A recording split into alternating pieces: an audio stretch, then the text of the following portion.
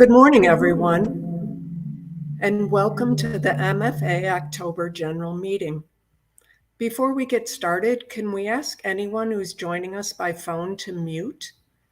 Thank you so much for that. At this point, sorry, the mute thing threw me off. At this point in the meeting, we would generally ask all of those who have shared this Misericordia journey with us by being on the board or being a chair to stand so we could give them a little applause, accolade for working so hard. But we're not able to do that, obviously. We hope for in the next year to be able to join you live in the Jean Marie Ryan room. Before we get started, we'd like to invite Father Jack Clare to join us in a prayer. Father Jack? Thank you so much. Loving God, we are grateful to be here today together with our families. It has been a long couple of years, but it's going fast, actually. The year is going fast, not the COVID. But Lord, we thank you for the way you have guided us through these challenging days. They have been very difficult. We recently have lost 3 of our residents, none due to COVID, thank God, but we miss them and mourn with their families for Jessica Solano, John Sullivan, and Candace Gibson, all 20 years or more with us here at Misericordia. We're so grateful for the time we shared with them and the time we share with all of our residents. Lord, your blessing is so important to our work, for without your blessing, we could not be successful.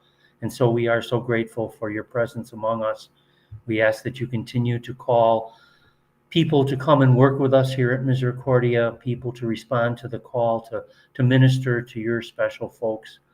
We thank you for our parents who support us so generously with their treasure and with their thoughts and with their prayers, and hopefully soon with their time. We are anxious for this COVID time to come to an end so that we can get our volunteers back, Lord. So please help us with this. Help us to be safe, to protect one another, and most of all, to protect those who cannot protect themselves. We thank you for all that is good in our world and for the many challenges we watch each day. Help us to be grateful for the safety that we have. We offer you our prayers and ask your blessing on all through Christ our Lord. Amen. Thank you, everyone. Thank you, Father Jack. I did neglect to introduce my husband, Jim Caprio, who is obviously the co-chair for the MFA. And I also did not mention that our daughter, Betsy, has lived in the Marion Center for an astounding 23 years, where she enjoys a wonderful quality of life. Before we get started into the meat of the meeting, we'd like to remind everyone that the Artist in All is happening on November 9th. The title for this year's event is Changing Colors. We invite you and encourage you to tune in. You can go to artistinall.org, and there's more information on the MISBIZ website. So please do that and join. It's an excellent way to support our residents and the programs that they love so much. Also, please register your attendance for today's meeting at www.m-f.a.org.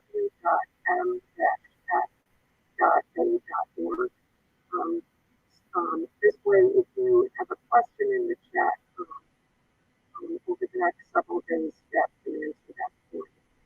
Now I'd like to introduce Jim Caprio. He's going to talk to us a little bit about living our values. Jim?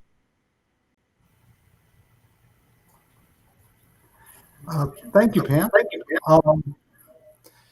So I would like to share my screen to talk about something that we just believe is very, very important.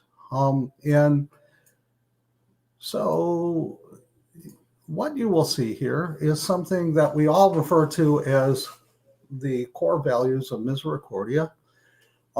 Not just Misericordia, but Misericordia's staff, Misericordia's families, Misericordia's organizations. And it's called Community of Believers.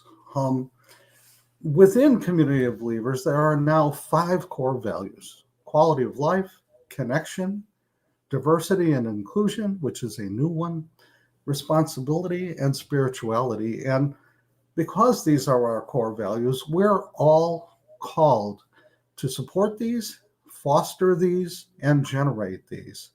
And so we, as the MFA, Misericordia Family Association, are starting a new strategy on this. And I'll stop sharing the screen now. A new strategy on this. And the strategy is to really try to activate our families on these core values so that we can help Misericordia generate the best quality of life we possibly can for our residents, for Misericordia's residents, so that we can stay connected with each other and connected with our residents and connected with the institution, the enterprise of Misericordia, that we can do everything we can to support diversity and inclusion and responsibility and spirituality. And truth be told, we do a pretty good job of that already. But working with so many of our Misericordia family friends and colleagues over the years, one thing we learned, one thing we know is that we have really industrious and really creative people among our ranks. And so we're launching a new effort to try to generate as much activity and as many good ideas as we possibly can. And so here's the new activity. Starting in the next 3 months, you will receive an email from your site representative. Each Misericordia site, each residence has a site representative, and they will contact you via email to arrange a video call, like a Zoom call. Well, people will get together, hear timely news about their specific residents, and then enter into a discussion where they'll first recount activities that families have taken to support these core values in the past, and brainstorm about ways in which people can work together to support new core values in the future. These core values in the future. I know a year ago when COVID first started, there was an incredible voluntary campaign of people, mostly women, maybe all women, I think, but making face masks for Misericordia. This is before face masks were even required. And people from all over Chicago and some from outside of Chicago were buying material and sewing and shipping them in or dropping them off at Misericordia. It was a really incredible effort, and people were emailing and chatting back and forth on what was the best material to use and where to buy the material and how you could get it at volume, etc. It was just an incredible group effort. We do so many of these. The benefit that we do every year is an incredible group effort. Very, very recently, one of the residents who had a dental problem had a visit with the dentist where something got fixed, and that family sent in milkshakes for all of the residents and all of the staff to celebrate the successful medical appointment. So it can be little things, it can be big things, and we know that all of you do this already. And we're really appreciative of the fact that we all do this together already. But imagine how good it could be and how much impact we could have if we did it together. If the Marion Center families got together and said, what could we do together to raise quality of life? For the Marion Center, in the McGowan home, they had a virtual barbecue. Now, that's kind of hard to imagine, but I hear it actually went off pretty well, where people got together in a Zoom call and I guess they had food at their own homes, but they still socialized because every year they do a barbecue in the summertime. So you will receive an email, and we're asking everybody to participate in these Zoom calls or these video calls. They will all be organized well. The only thing you'll have to do is log in like you're tuning in today to this meeting. And in those, you'll actually be able to speak and see each other just like a Zoom call that you would normally do. So stay tuned. Communication will be coming your way. Site reps are very excited about this. Some have already done this. The Shannon site rep, Holly Jennings, did this to help tell people about the benefit. And Natalia and Paul Kunzer have already done one of these for the Macaulay home. And so we're learning as we go, and we're very, very excited about it. And so we're calling these convenings. We're asking that they happen once a quarter. In the COVID times when we can't all get together at the Donald Stevens Convention Center, this is a way for us to practice the value to stay connected ourselves. So thank you very, very much. If you have questions or comments, please type them in the chat box. We will collect all of the questions and all the comments. We'll print them out. And those that Misericordia can answer, Misericordia will provide answers sometime within the next week. Those that the MFA can answer will provide answers sometime within the next week. If you have to be registered, you can see on the bottom of the screen, it says sign in at www.m-f-a.org.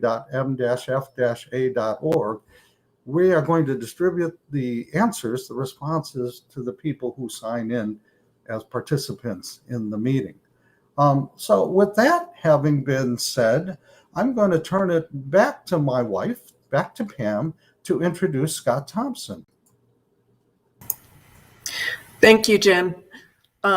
Scott is going to fill us in on some important changes and updates for the Wi-Fi at Misericordia, as well as security and phone. Scott?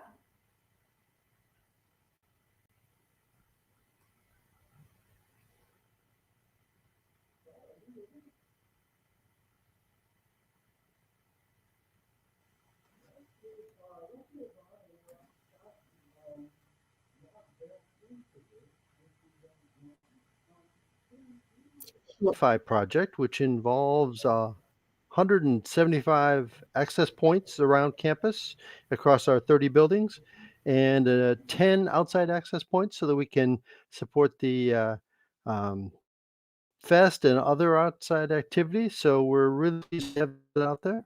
It's available for resident staff, as well as it supports our 100 new iPads for the awards project. Awards is a new system we're implementing to care for residents. It supports electronic health records, electronic medical um, prescriptions, and a number of things to move in our technology to support residents.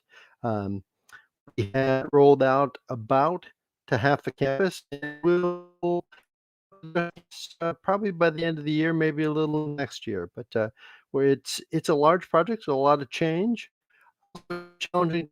The system will really help us support our residents and care for them in a better way. Updates across campus. Some of you may know that there's areas of campus that the phones have been having a very difficult time. Some of the infrastructure between the buildings that support these phones, so our phones are a real challenge. And we are implementing phones. We got our first one of these new phones online to working better. We're also moving forward in phone technology about 20 years, which certainly give us some better capabilities and a much better system. So it's a voice over use the same as our computer, so it will bypass a lot of the bad technology and wiring between buildings, and so should give us a much more reliable system. And we'll start rolling that out right now. As a matter of fact, we're going to start down in the southwest corner of the campus with Macaulay in the Business Center, Quinlan, Mercy Glen. So starting this month. Just a couple other general updates. Because of our expanded use of technology, we've increased our bandwidth onto campus, so we have more capability to connect. Also, a number of security and redundancy features. So now, if either of our internet connections fail, it'll automatically switch over to the other one. So we'll be able to maintain connectivity.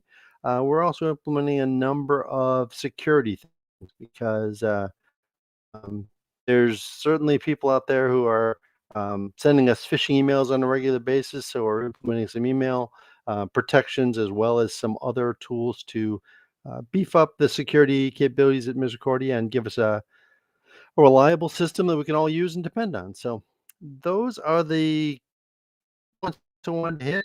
Instead, I'm new. I haven't had a chance to.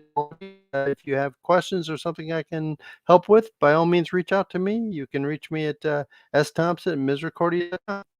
Thank you very much. Thank you, Scott. Scott's a Yeah. great resource for all of us. And as he said, there'll be more information coming out, and he's very approachable. So if you have questions, I'm sure he wouldn't mind if you contact him. Next, I'd like to introduce Chris Crackenberger. Chris is going to talk to us about the vaccine update. Good morning, everyone. So as most of you are aware, at the around the middle of September, we put in a vaccination mandate for all of our employees with a deadline of October 5th. So we're happy to report that as of today, 97.9% of our staff are vaccinated, some having received the first shot with a scheduled appointment for the second shot. Additionally, all of our new hires are required to be vaccinated as of October 5th. So that makes us hopeful for opportunities for opening up in the future, a little bit more flexibility and kind of returning back to the previous Misericordia life here. In terms of people who are not yet vaccinated, we have 18 individuals who requested either a medical or religious exemption, and they are in that process now. While they are going through that process, we have required weekly testing for those individuals, and they're also required to wear N95 masks. We have a great review committee that has taken that whole process very seriously. So additionally, we have 5 people who chose not to go through the review process and have not yet been vaccinated. So they have been out of service. They had a 2-week deadline to go through that process. And so we will know tomorrow what their decision is. Additionally, when we put the mandate into place, we did have a total of 18 staff from across the entire organization who chose not to go through with getting vaccinated, and they did decide to end their employment at Misericordia. So while that was difficult, we feel that the overall health and safety of the residents is extremely important. And so we felt it was important to stick to that mandate. In terms of boosters, we've had a lot of questions coming our way about boosters and when they'll be available. The clinics that we held here on campus through Walgreens, those were all with the Moderna vaccine. And so I anticipate we'll hear some information in the next couple of days about the Moderna vaccine. It sounds like it's going to be a half-strength dose. We have been in touch with Walgreens about holding clinics here again on campus for the residents and for the staff. And we're really just in a holding pattern, waiting to hear when that is officially available. We do have a handful of staff and residents who've chosen to receive the booster outside of MIS, and that is perfectly acceptable to do. But we're ready when Walgreens is ready. So that is all of the information I have about boosters and vaccines. Thanks, everyone. Thanks so much, Chris. As a parent, I have to tell you that we appreciate your leadership and Misericordia's leadership in keeping our residents safe. So this is all good news from our perspective. Next, I'd like to introduce Mary Pat O'Brien. She's going to talk to us about staffing issues and some strategies to support staff and bring more staff on. Mary Pat? Thank you, Pam. I'm sure in listening to the news and hearing about the issues across our nation that you're aware there's a national workforce shortage. So Misericordia is not immune to that, nor are our sister agencies that also serve our population. To ensure quality care continues, we have some CDS staff for some areas helping out along with Qs and supervisors to supplement the direct care in those areas. It does impact programs for some areas, but as before, the training and the activities will go on as they did previously. We can't thank CDS staff enough. They have been so flexible throughout this whole pandemic, and they have just been essential for us to maintain the quality care. So we thank all the CDS staff. So what are we doing? So we are continually looking at our salary and special bonuses. Our direct care staff start at $17 an hour, and if they have a degree, they start at $18. We have to remain competitive in this market, and that's why we are always looking at this. We have changed the way we do DSP and CNA classes for new staff. They are more efficient, a little shorter, we're using technology, and we're able to have more classes as a result, which is good because it's more people to train. Ultimately, we want to have a dedicated trainer in each residential area to assist our new staff on the job training, and also to help us take care of all the annual mandated training that is required for all staff. In some areas, residential areas, we have lead job coaches, and they welcome new staff and help to mentor new staff and often meet with new staff to get feedback. Retaining staff is the other half of recruiting staff. Today, staff want to be part of an organization that has a professional development pathway. We are enhancing our opportunities to highlight this. The SEEDS program, which is Skill Enhancement and Employee Development, is an offshoot of our previous professionalism program.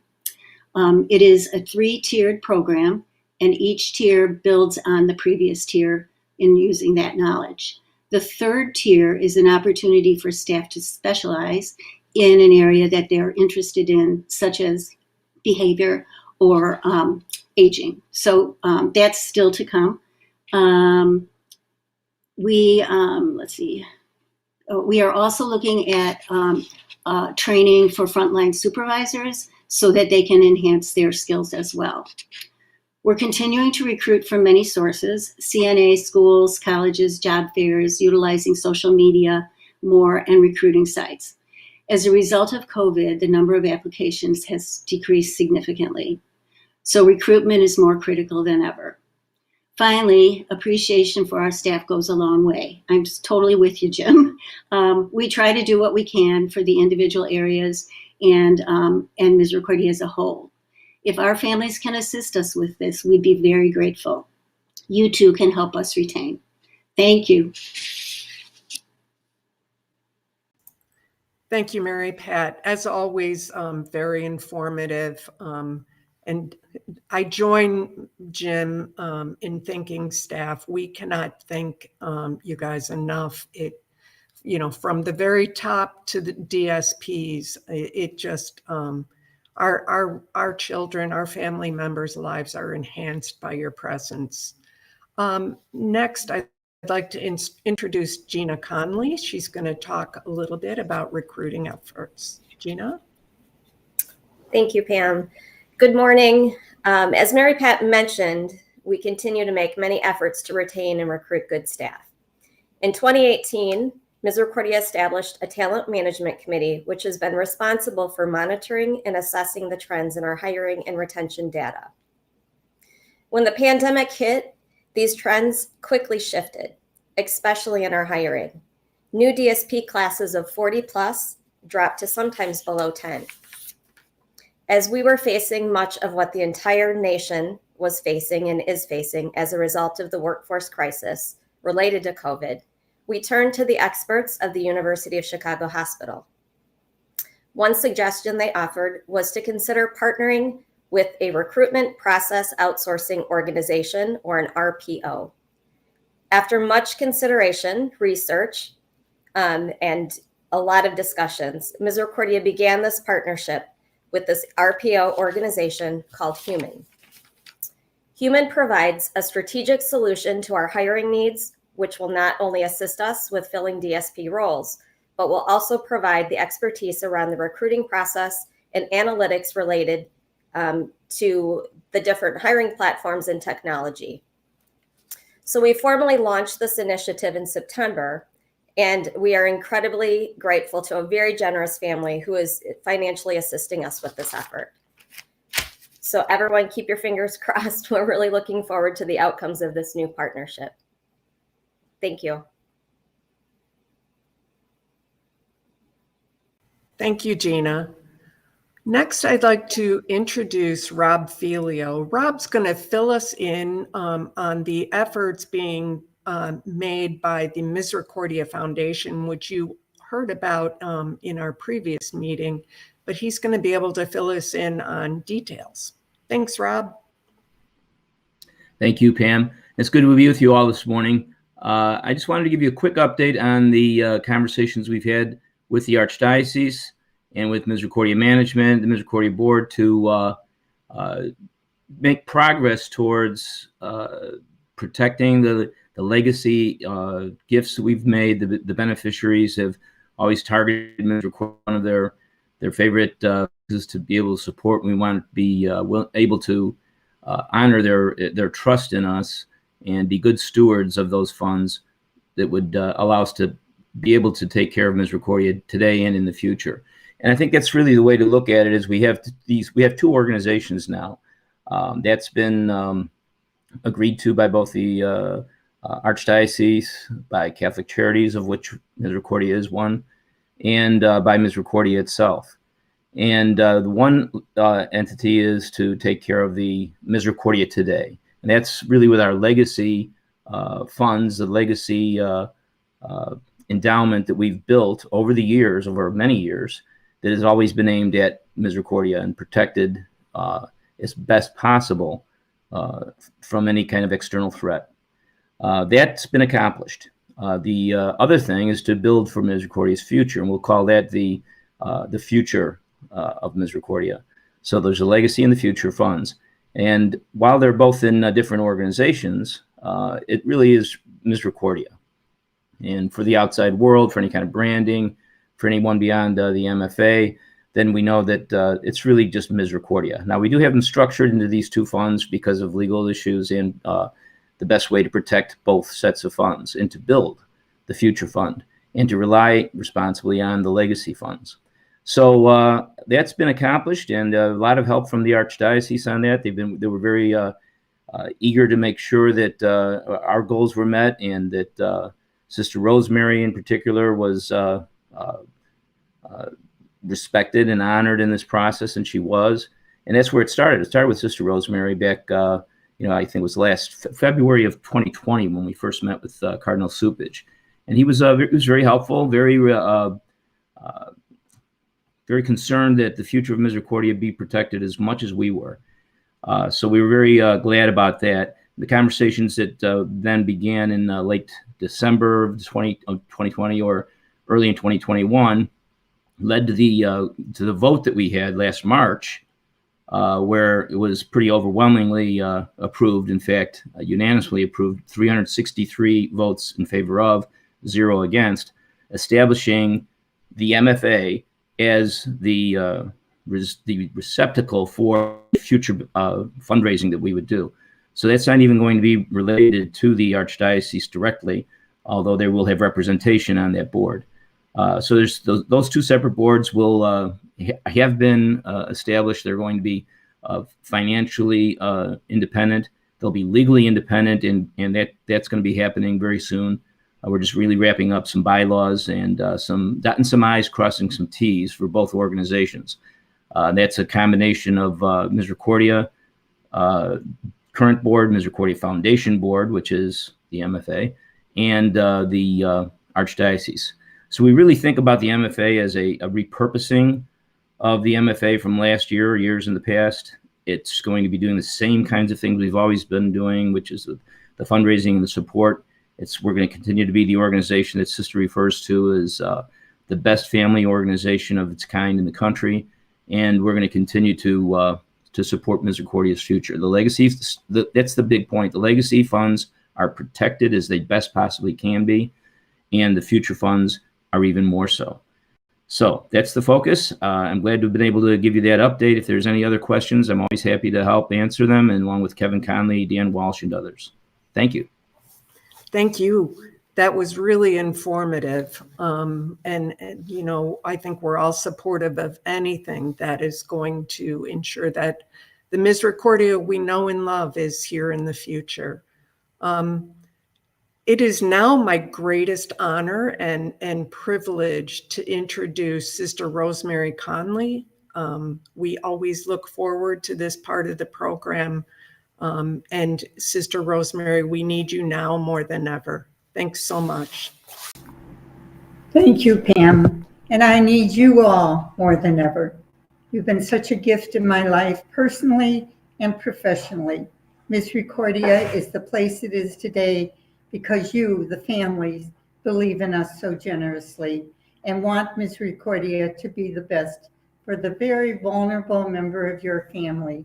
And we are, thanks be to God, and we will continue to be, thanks be to God, and so many of you who believe in us so generously. With the summer months over now, it's usually a time here at Misericordia that we would be planning for many wonderful holiday events. But as we all know, the safety of our residents and staff is always our first priority. Thus, it does not appear our doors will be open to celebrate many of our holiday events with you. As disappointed as we are, we remain hopeful that this time of uncertainty will soon be over. I continue to be amazed at our residents. During this difficult time, they continue to live happy, contented lives. This is largely due to the positive attitude of our administration and our staff. Everyone is aware of the sacrifices this difficult period demands, but everyone wants to put their best foot forward and make the best of what is. This causes all to be there for our residents with positive attitudes. Our residents, in their loving ways, show the staff how grateful they are, and also show us all how to accept what is and make the best of it. I am absolutely amazed and will be eternally grateful for the great success of all of our various groups, especially our family organization benefit. All have been virtual and all have been successful. Without a doubt, the gatherings of wonderful families and friends for a great cause can't be duplicated virtually. But these virtual celebrations have surely compensated for the loss of such great gatherings and have involved the effort of many. I'm happy to report our very lovely campus for 15 additional residents is ready for occupants. Although the residents who will occupy the home will be comprised of some of our present residents, along with several on our waiting list, the home will not immediately be opened. As soon as life returns to some degree of normality here at Misericordia and the staffing is appropriate, we will staff the home. I know the families on our waiting list are eager, but having the appropriate staffing is our first priority. We can't sacrifice quality, for as you know, every resident deserves the best life possible. Please keep this intention for good staff in your prayers. I'm certain you, our families, can relate to the need of many families waiting for admission to Misericordia. For the past year, I've had a lovely apartment in the Brian and Sue Shannon residence. From a distance, I watch the daily operation of providing the best life possible for all our residents. Knowing this is the goal within every residence on campus and off the campus gives me great comfort and joy. If you ever feel that the most vulnerable member of your family and ours is not living a quality life, we in administration would want to know. Please don't hesitate. It would be unfair on your part if you did not share your discomfort. We promise your response will be appreciated and you'll be kept informed of the outcome. But we also ask you to remember the sacrificial effort of our staff. They sacrifice much to make certain every person, and this includes all residents on campus and off campus, is living a life worth living. Misericordia never wants any person in our care not to be living the good life they deserve. Thank you to all who have inquired about my health. Thanks be to God, my mind continues to operate fine. But I do have physical limitations, but I'm very mobile, just so I keep my friendly walker nearby. I feel so blessed I can continue to make a contribution to our loving Misericordia. As you probably know, I'm surrounded by the very best inside the walls of Misericordia and outside the walls of Misericordia, like people like you. Please be safe, stay hopeful, for this too shall pass. Let's promise each other never to take the ordinary day for granted ever again. What a gift the ordinary day is always. God bless you all, and thank you, thank you, thank you. As always, thank you, sister. It is the blessing of our lives to have you lead us, and it is not something that we take for granted. We would like to remind you that this is such a busy time of year for Misericordia, virtual or not. Please look for expanded ways to support the home we love so much. It is an extension of our family. We tell staff that all the time, that our Betsy now has 10 moms, and we will do anything we can to support that effort, including Artist in All, including the staff donation at the holidays. I'd like to ask Jim if he has any closing comments. Thank you. I only like to say thank you, everybody, for participating. Thank you to our panelists. We're actually finishing 22 minutes early. We need to be better planners as new chairs. Forgive us, we're rookies. And don't forget to register at mdef-f-a.org so that you can receive the responses that we'll be emailing out to everybody within the week. But thank you so very much for participating. And enjoy the wonderful brisk fall day today. Take care.